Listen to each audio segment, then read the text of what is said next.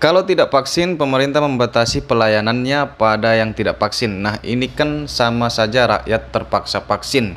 Nah, ini kan pemaksaan tapi halus. Oke, saya sependapat dengan pendapat teman kita ini, pemaksaan secara halus ya. Nah, bagaimana ini secara hukumnya? Menurut saya begini. Ini kan sanksinya ini kan di peraturan presiden ya, yang dikeluarkan oleh presiden. Nah, sementara ada ketentuan di dalam Undang-Undang tentang Kesehatan di pasal 5 ayat 3 yang mengatakan pada pokoknya begini, setiap orang berhak untuk menentukan sendiri pelayanan kesehatan yang diperlukan untuk dirinya sendiri. Artinya dia yang menentukan sendiri apa. Misalnya ini contoh sederhana, kalau ada dokter yang mengatakan Anda ini tumor harus dioperasi, maka dia sendiri yang menentukan apakah dia harus operasi atau tidak. Makanya kalau dia setuju ada tanda tangan biasanya di situ. Nah, jadi contoh sederhananya begitu. Jadi kalau terkait dengan vaksin ini kan ada sesuatu zat yang dimasukkan ke dalam tubuhnya.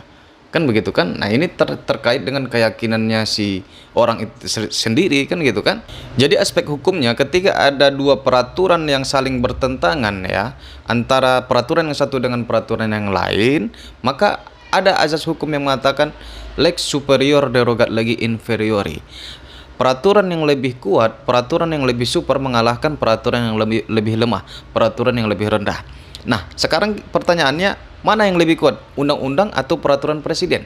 Tentu undang-undang, kan begitu kan? Karena undang-undang itu dibuat di depan rakyat, di DPR, sementara peraturan presiden itu hanya peraturan presiden aja, kan begitu kan?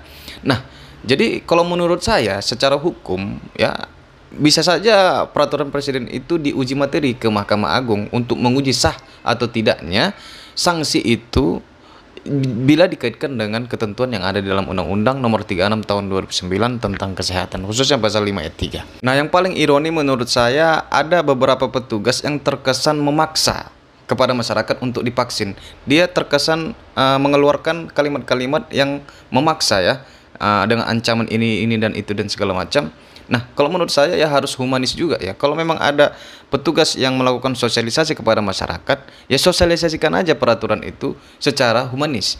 Nggak mesti harus ngotot kan begitu kan. Kalau dia memang nggak mau, ini Pak sanksinya begini nanti ya, begini ya udah. Nggak usah istilahnya terlalu arogan kan begitu kan. Ini negara hukum, jadi kedaulatan yang paling tinggi di negara ini adalah kedaulatan rakyat, kan begitu. Di sila kelima juga disebutkan kerakyatan yang dipimpin oleh hikmat kebijaksanaan. Artinya kita harus bijaksana. Butir-butir pengalaman Pancasila itu harus kita aplikasikan